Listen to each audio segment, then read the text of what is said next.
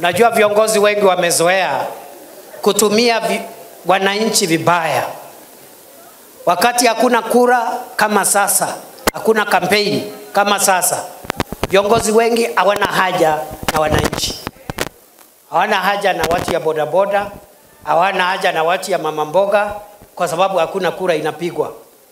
Wanapitia kwa barabara tu hapo, wanapita kwa barabara wanawasalamia, alafu wanasema kwaherini.